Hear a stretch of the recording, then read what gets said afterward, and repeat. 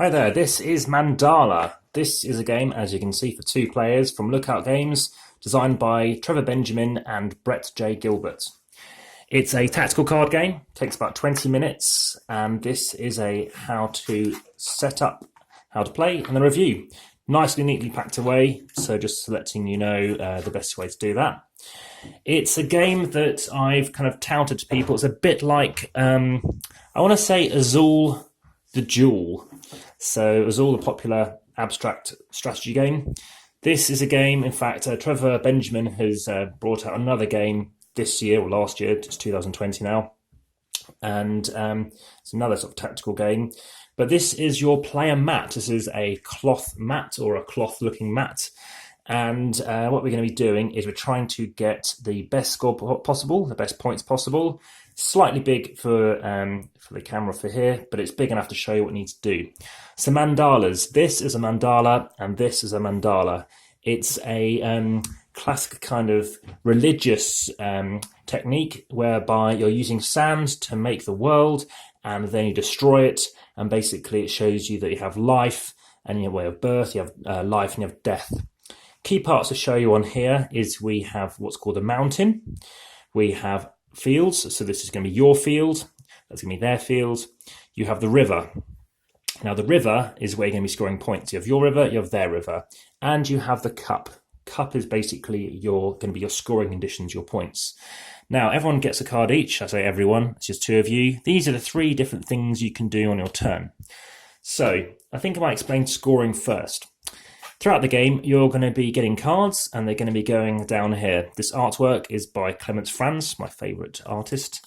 And you're going to have cards of different colours, so you would have, say, that. The game ends when someone completes all six, then it kind of ends that turn. Or what happens is if the discard pile is completely gone through once, they're shuffled up, and the next mandala to destroy completes it. So imagine I've got 5 cards out. I didn't get the 6th one, or maybe I did. It's going to be there. You're going to randomly take 2 cards. So this is just how the end game would score. But at the beginning of the game, you're going to start off with 2 cards. So these are 2 of my scoring condition cards. So I'm incentivized to get some black card in here and a yellow card. So imagine I only had 5. So throughout the game, I'm going to be accumulating cards. Cards are going to come from the mountain, which I'll get onto. So imagine I had those amount of cards in my cup. You then reveal, and you see how your final score is going to be. So I've been accumulating some black, some yellow, some purple, which I didn't get any purple, so rubbish to me. Some more blacks, purple again, some red, another black, and a yellow. So maybe that's my final score. Scored nothing for orange, which is worth 1 point. That's the first card that comes out. I score 4 points, 2 and 2 for yellow. 3 points for a single red card, nothing for green, and 1, 2, 3, 4, 5, 6. 30 points there. So that would be my final score. That would be 37 points. I compare that to my opponent and I see who wins. So now we're going to talk about how we actually get cards onto here and onto that cup. So starting with whoever you wish to start. So I think in the rulebook it just says starts with the oldest player. I might use the word wise or whoever you wish to do it. You are going to be firstly given 2 cards at random. These do need very well shuffling because of how those cards, as you can kind of see, end up staying together. So I'm not going to shuffle them too much, but imagine that was it. On a cloth mat, it could splatter everywhere. So we've got 2 cards in our cup. So these are starting things that we're working towards. So secretly, I'm working to get a bit of red out. Okay, now you get 6 cards each. 1, 2, 3, 4, 5, 6. So your opponent will be looking at their cards. I'll be looking at my cards, and I can now start playing cards out. So what I could do is play a card into the mountain. So I place a face-up card here. Now I'm looking to score red. So if I want a red card, I'll be taking a card from here, as you'll see in a moment, and it'll be going down here once this is complete. How do you complete one of these mandalas? When do they get destroyed? They get destroyed when all of the 6 colours come out. They must appear either in the mountain or in the fields. So imagine I've placed that there. This means no black cards can go here and no black cards can go here. When I place a card here, you then draw up to 3 cards as long as you don't go above 6. So I've got 1, 2, 3, 4, 5, 6, 7, 8. That's the most I can ever have. You must draw up discard as you draw, basically. So you can't ever go above 8 and then draw down. They all go somewhere. So let's just grab a random card, and they're going to go here as well. So maybe they've got some green cards. They're going to score some points. But I'm now going to go here. Now, the first couple of times I played this, I learned it was somebody else, and they said about basically if you haven't got a card placed in the field, you will not be able to take any of these cards. Now, I almost cruelly, you could definitely say, didn't re-emphasize that point when we're playing it, but I was curious to see what would happen. So I'm going to leave this blank, and you'll see what happens in a moment. I'm going to place an orange there. Now, I could play more oranges if I had them. You do not draw up more cards, though. So that's the second kind of thing you can do. Into the middle, or go here. Then the opponent goes, they take a card, and it's a yellow, so they're going to go here. I'm going to play 2 purples, just to show you I could play 2. I don't draw up again. They, of course, have been drawing up. And then they're going to go. I'm guessing it's not a red. No, so they can't place it here. They can't place it here. Can't place it here, because this is my field. They'll place it over here or over here. Let's say they place it on the field initially, because, I don't know, do they have oranges in here? They don't. Now it's my turn, so I could complete this now. Let's say I complete it. Completing this, whoever has the most cards in their field starts. Alternatively, in a tie, the person who completes the mandala is the other person who will go. So I'm going to go first. Now, I know I'm after reds, but I don't want a red early on, because it's going to go on me a point for each one. I'll take a black. I have no idea what they've got. In fact, they did have black. They're going to go. They can't tell any different. They're just going to take a green. I'll take the red now. Sorry, they won't take a green because I have nothing in their fields. But they still take a card and they discard it, so it doesn't give me a chance to get it. Important later on, when I maybe have a green up here. Suddenly, I'm more likely to get a green because I can't take any other colour. These cards just go away. I completed it. They go next. So now when we have a mandala, we take 2 new cards to start this off. So we've got 2 oranges in here. So you can have more than one type in either the field or in the mountain. So that was my turn. And yeah, I wouldn't mind going for some oranges. But firstly, they're obviously going to be scoring this one, but there's nothing to play for. I don't really want a single point going in, or maybe I do. It's something. I'll place that there. They've learnt, and they now don't want to place the card here. So imagine they stick a card here, and it's yellow. I don't want them to go first, because I could do quite nicely with 2 of those, and I'll show you why. I placed 2 there. They would have drawn up. And I think I played that one, so I would have got an extra 3 cards. Maybe I didn't. Maybe I made a mistake doing that. And now it's their turn. They're going to draw and place a card here, say. And now we're getting quite close to being at 6. Now, this is where the game gets really interesting, because suddenly I'm thinking, well, do I want to be completing a mandala, or do I want to have 5 cards out? Because as soon as I hit 4, they could be in control. If I place the 5th card, they could be dictating either going here, we're in a tie over here. Green could be nice. They're going to be scoring something. I'm just going to play 2 more cards here. Then they're going to play a card, and it's a green, so they can't go here.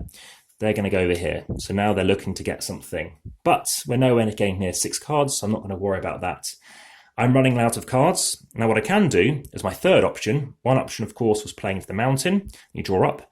Second option is to play here, and you don't draw up, but you can play more cards. You can only play 1 at a time here. The third option is to discard as many cards as you like of one type.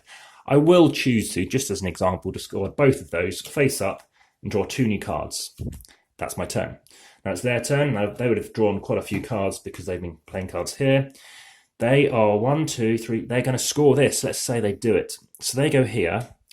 They go first. Oh no, they don't go first because they've got fewer cards. Maybe they don't go here because then they're getting 2 cards in the mountain. If they go here, they still go first. So they don't want to be doing this yet. They're going to go over here because they're still winning over here. My turn. I'm dominating here. I haven't got anything relevant. So I'm just going to place 2 cards here. Thing is, I'm going to be out of cards now. So I'm going to place a card here and drawing 3 cards. So I draw 3 cards. 1, 2, 3. Their turn. Let's see what they've got. They don't want to be doing this because they're not going to go first. They could discard it because they've got loads of cards. Let's do this. So they can add a card here and draw some more cards, which could be useful. So they've got 3 cards. Now it's my turn. I'm going to... So I'm strong here. I could try and bolster this. Orange, I haven't scored yet. I hope to go first. I'm going to strengthen orange because I'll be putting 1 orange there and 2 in here, as you'll see in a moment. They're going to go. They probably want to start beating here. Let's see what they have. If they've got a few oranges or a few yellows. So they've got a couple of yellows. Let's do that. So now they're reducing their hand size, but now they're tying for me because I've got 3 against 3, 4 against 4 even. It's my turn. I might try and strengthen this just to encourage the person to take black rather than orange. I then draw some more cards. Their turn. Let's see what they've got. They may well choose to do this as well. But let's go over here. They're going to drop some more cards. Just to give them a couple. They're probably near to 8. My turn. I'm going to start getting on this scoring track because we're very close. And if I don't have any purples, they're going to do very well. So I play some cards down, reducing my hand size. It's their turn. Let's see what they've got. Green. So they can't go here. They could go here, and they're going to drop some more cards. Let's just give them a single card for now.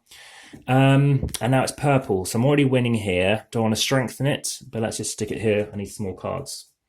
And now, as you can see, the threshold is being reached. We're getting very close to them having to do something. Purple. They can increase their purple, so now they've got the majority.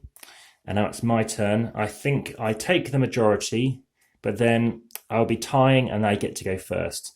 I'm going to let them go. If I let them go first, I can only take 2 of these, and they're going to take that first, and they know I'm only scoring a single point. I'm going to go here, draw some more cards. Now it's their turn. Let's just see what they've got. Okay, so let's say they've got to score it. No, they could go here, but they're going to still go first. So we're getting more and more cards are going to come out. My turn. I'm going to increase my position over here. Tons of cards. I don't want to do too many. I don't want to thin my hand too much. It's their turn. If it's a red, it's not. They're going to play into the centre and draw some more cards. Giving them just 1, as I said, because they're about 8. My turn. I'm going to increase my position here and not drawing any cards. So eventually you're going to have to place into the centre. They are also going to start increasing their position. My turn. Can't place an orange here. Got to place an orange here, draw some cards. It's the trouble when you play against yourself. It's an even battle. But now, let's just say it kicks off. Let's say they've got a red. They don't have a red. Let's just play an orange, and they're getting close. 1, 2, 3. Sorry, this should have scored. So who's winning? This person wins, so we go first. We can now try and take some more red, but I think it's better to try and take something we haven't got. So we've only got 2 of green. So let's take the green. So I take first, and that goes there. There you go. They easily take this one because they're going to score 1 point, and they're going to score 3 points. My turn. Take 2 black points. I'm going to get 2 points, or take this and hope in future to get some purple. The trouble is there's no purple in shot. Then they take the last ones. They take this and they do that. Sorry, into their cup. And then we continue. So this gets destroyed, that gets destroyed, this continues. So imagine that finished the game. Then the final score would be I'd get 2, 4, 7 points. And they would get 1, 2, 3, 4, 5, 6, 7, 8. And that's basically how the game goes. So it's been a very fun 2-player game. Our current ratings are kind of an 8 out of 10. And it's grown. It's been a game that I've heard has been selling very well and doing very well. And it's in a way there's not too much to it, but that's the thing with these kind of abstract games. It's you don't need many rules, and yet you're trying to think about all those things I've shown you, all those permutations. When do you want to give someone a card? When do you want them to, potentially trigger the end of the game? When do you want to trigger those mandalas being destroyed?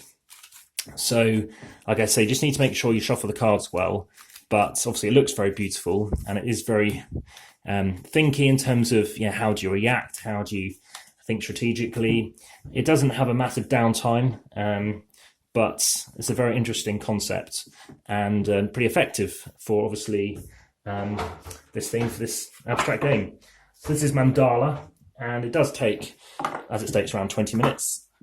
So if you're thinking about checking out a 2-player game, then this one might be your kind of bag. But yeah, nice idea of the cloth, a little different. But trying to explain that, the crucial thing is around making sure you've got cards in your hands to play them. So chuck in those helping cards as well, and just chuck in the rules, and then it's time to weigh it. So it's a nice small box, and yeah, it's a game whereby you obviously need to make sure you've got, if you're going to play it in a public environment, there's only going to be 2 of you obviously, but it's 406 grams. And if you like the video, please hit the like button. If you haven't subscribed, please consider subscribing. And finally, if you have any comments, please chuck them in the YouTube box below. And I have been frequently responding to lots of people recently, so I hope you enjoyed this. Thank you very much. There's more videos coming soon. Another 4 kilo package coming from Poland with some games from Board and Dice. And look forward to showing you stuff soon. So I hope you enjoyed it. Thanks very much for watching, and have a nice day. Bye-bye.